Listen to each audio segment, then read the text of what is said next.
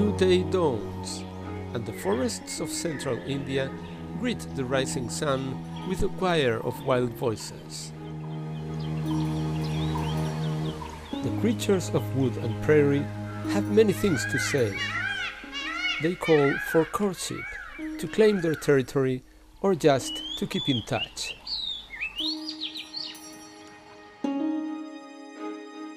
But some calls are different. They spread like shock waves through the wilderness. They are the alarm calls that tell everyone that a predator is on the prowl. Chital deer excel at smelling or hearing a cat, but ground-level visibility is limited in the forest. Langur monkeys, in turn, dominate the vertical dimension, looking from their vantage points high in the branches. Traveling together, cheetahs and langurs make it hard for any carnivore to catch them unawares. And there are other alarm signals in the woods, like the loud staccato voice of the sambar deer. For a big cat, it is an irritation to have its position so closely pinpointed. But, detected or not, the tiger has a way of owning the forest. Its every motion seems to reflect the workings of its inquisitive mind.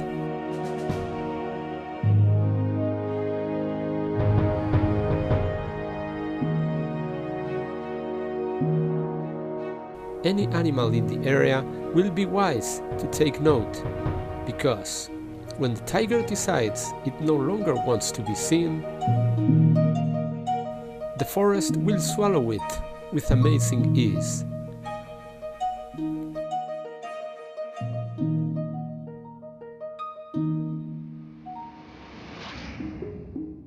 If we could see the tiger without its stripes, we would appreciate how similar it is to other big cats. In terms of muscle and skeleton, it especially resembles the lion, but the coat of the tiger marks it as a true forest cat. The stripes act as a wonderful camouflage, so this tigress walking through bamboo thickets would be undetectable if she had not decided to emerge into the open. A tiger's striking coat pattern also serves another, different purpose, but only by observing the feline more intimately shall we notice it.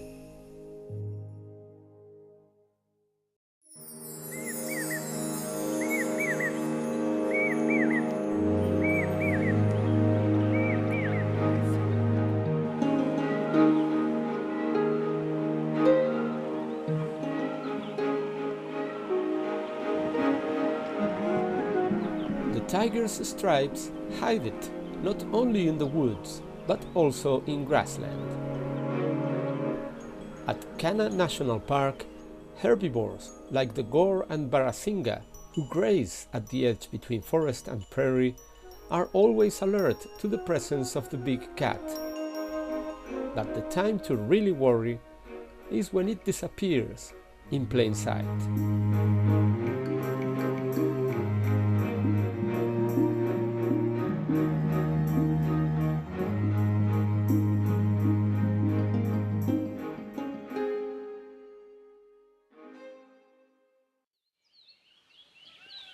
As temperatures rise, the danger of tiger attacks decreases, and so does wildlife activity.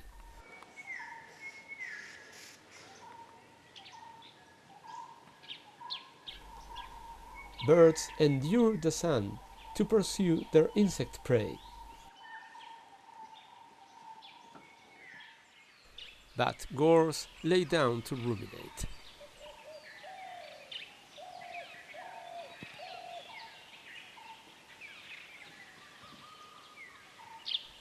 High in the branches, the palm squirrel keeps up its acrobatics, while the flying foxes seem content to just hang around. They lick their wings and then flap them to let the breeze cool them down,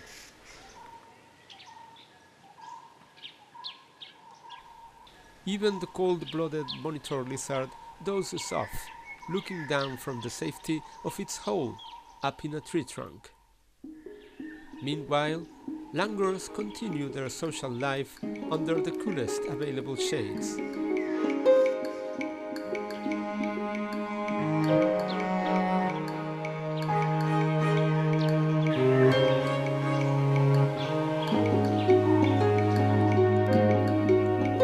Shadow and running water are a year-round luxury in India's old forests, and this spring-fed stream is one of the treasures of Bandhavgarh National Park.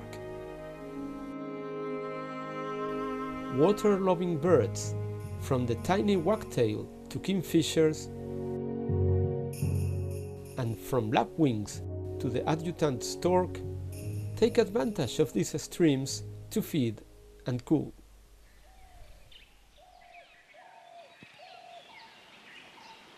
Unlike some other cats, tigers don't mind getting wet.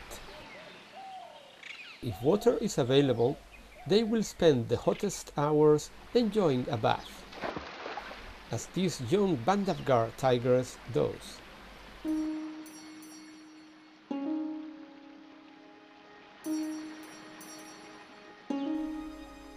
When the heat subsides, she gets in motion once again.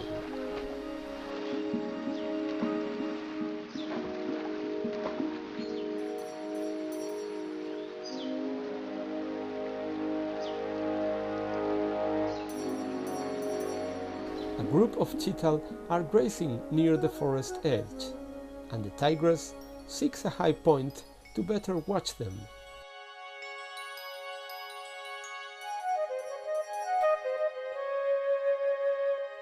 But perception is mutual, and the deer's keen senses have promptly located the cat. With no need to hurry, the cheetahs casually walk in the opposite direction, and the frustrated tigress retreats to the deep woods.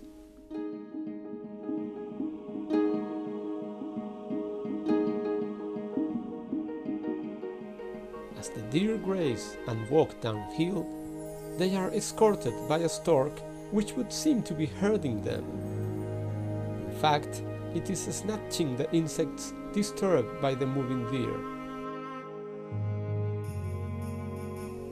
One of the herd's members should be more worried than the others at the vicinity of the big cat.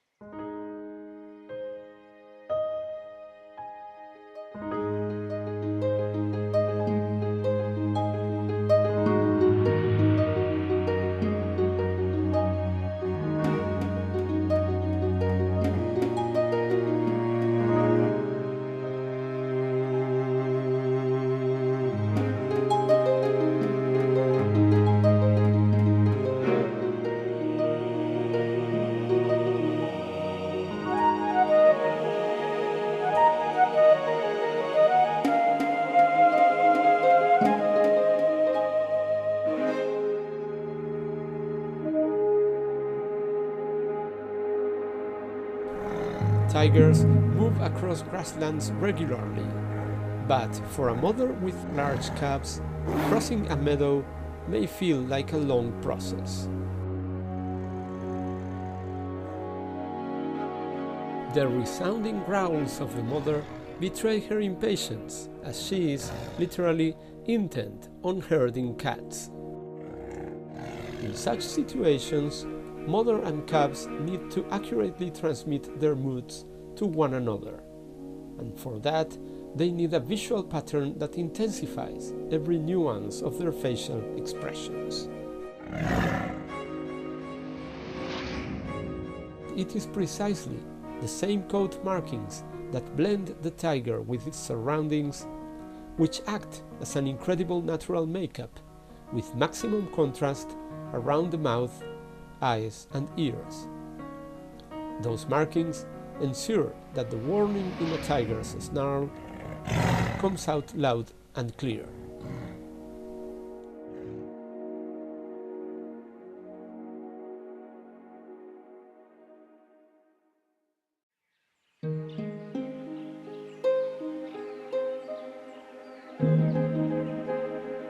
forest is like the skin of the land. It nourishes life and creates a sheltering environment for all its creatures.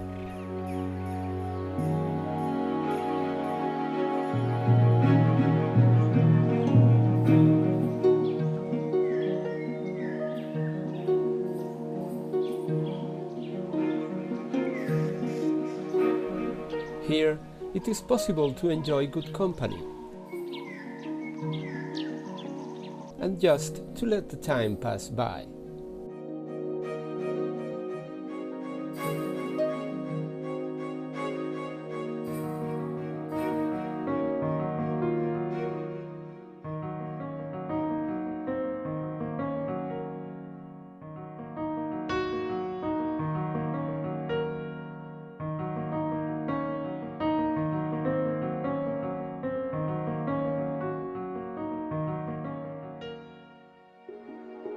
At the waterhole, this tigress' only concern is to scratch her itches and to keep cool. For the macaques, the presence of a tiger, even a totally relaxed one, is disquieting.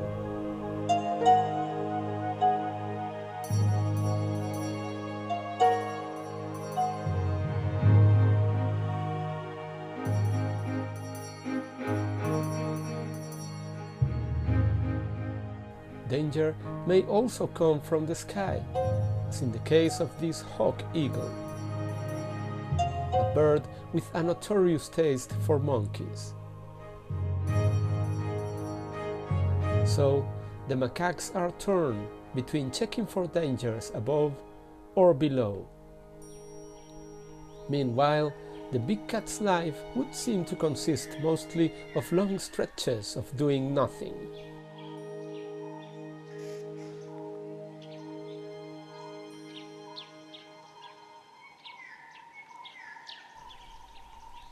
In contrast, jackals appear highly strung, restless even when at rest.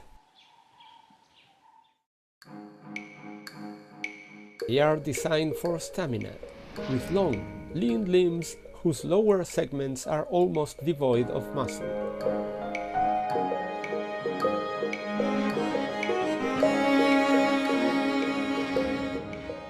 Their gliding trot is one of the most elegant forms of locomotion among land animals.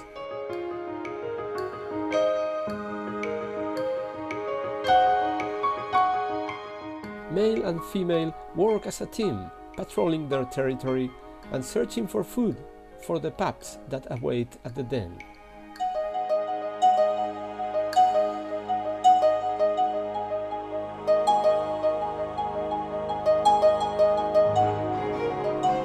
As they cross the woods of Kanha National Park, they pass in front of huge termite mounds, insect cities that dot the landscape like pieces of some fantastic architecture.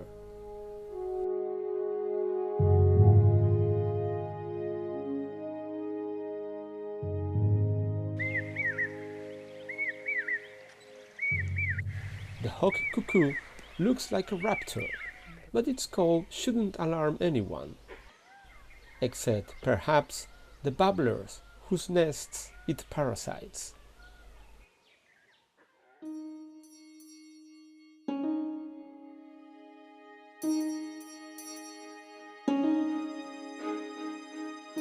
In the afternoon, peafowl make their way to the nearest waterhole to quench their thirst.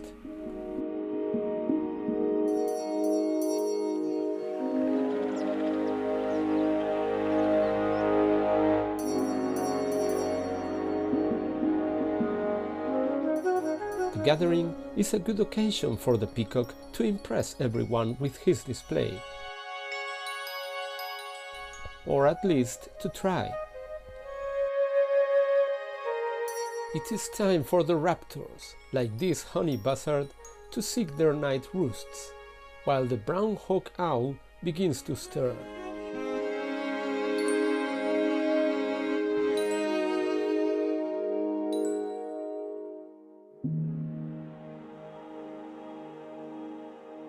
As the light fades, The true masters of the night prepare to leave their resting places in the caves.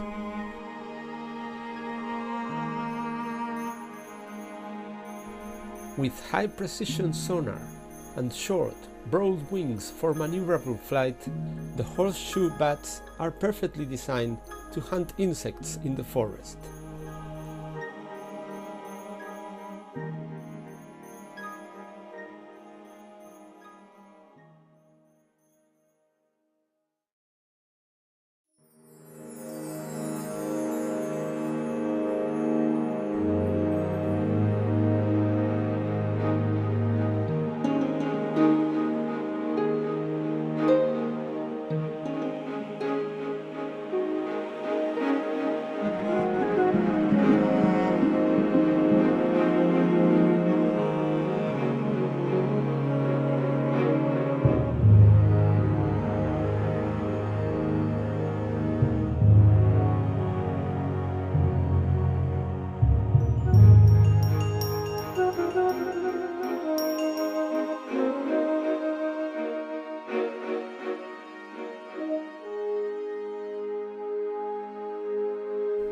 The morning finds the jackals and wild boars peacefully sharing the bounty of flowers shed by the mahuan tree.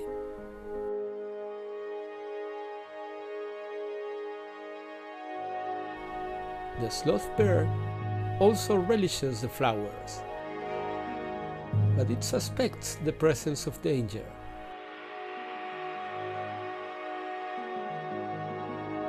In doubt, it beats a hasty retreat.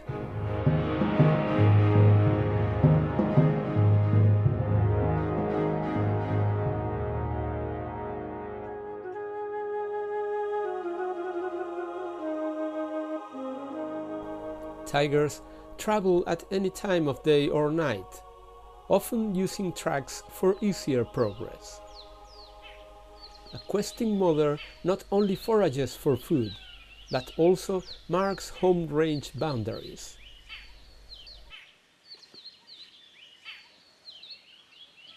While out on patrol, she must be careful to leave her young in a safe place. These 9-month-old cubs are quite hard to see among the vegetation, and they have clear instructions not to go far. They only dare to walk a few paces in any direction. But Mom said nothing about not moving up the trees.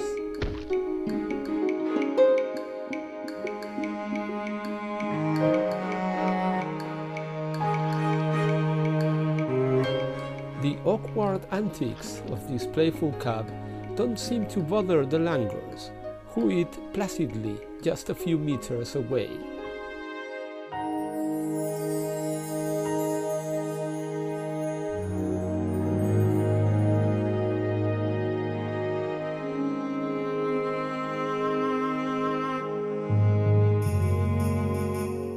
Tiger mother does well to be vigilant around her cubs, who depend on her well into their second year for food and protection. This 18-month-old cub has almost reached adult size, but it still can climb surprisingly well for its bulk. Strong and flexible limbs allow it to hold to the branches proficiently, and that is a convenient ability, for there are dangers on the ground. But what creature can put fear in this young tiger's heart?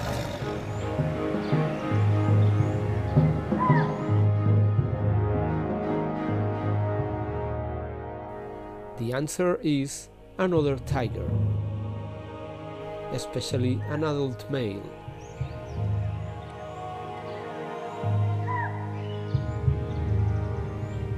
This huge cat almost doubles the weight of a female, and he will not hesitate to kill any cubs which are not his own. But his size has one setback: he can hardly climb. More than one cub will have saved its life by escaping into the high branches.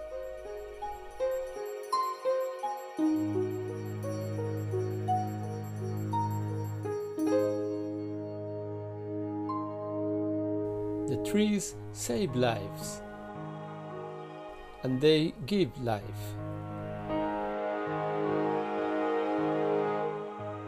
But the forest is still a dangerous place, even for its smallest inhabitants.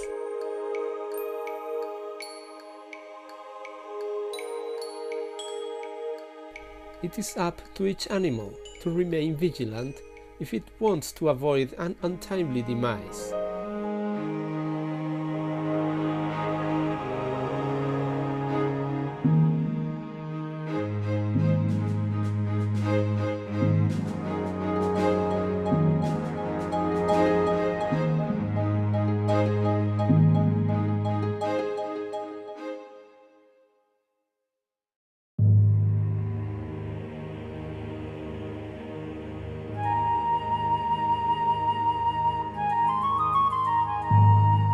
This wilderness is a true mosaic of habitats.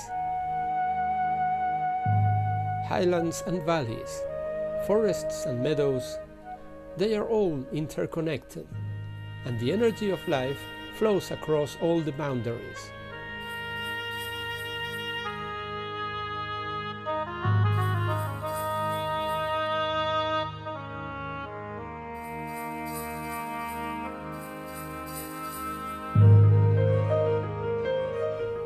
Each animal calls some part of this wilderness its home. But it is the diversity of environments that sustains so much life.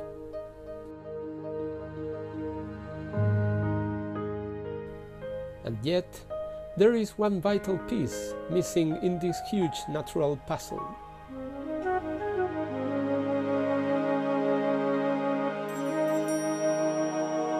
Back in the distant past, elephants act here as architects of the landscape.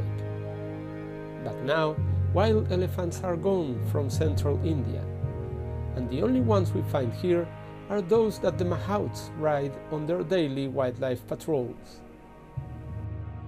Without the impact of the elephants, forests tend to cover all the suitable land, so for now it is the action of wildlife officials that helps maintain the prairies.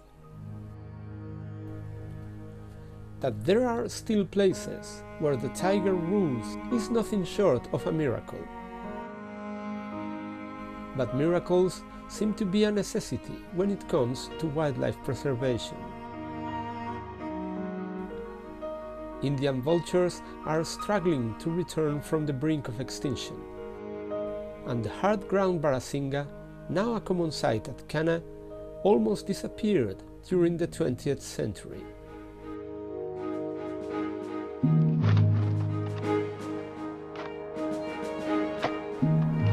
When you are in the heart of these protected areas, life seems to just follow its course.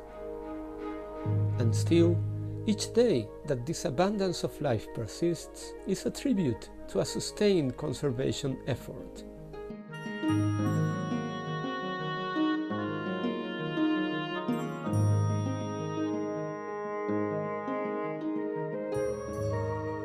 Sometimes it feels like we are witnessing the twilight of the wilderness, but if we learn something from the Indian experience, it is that life is resilient.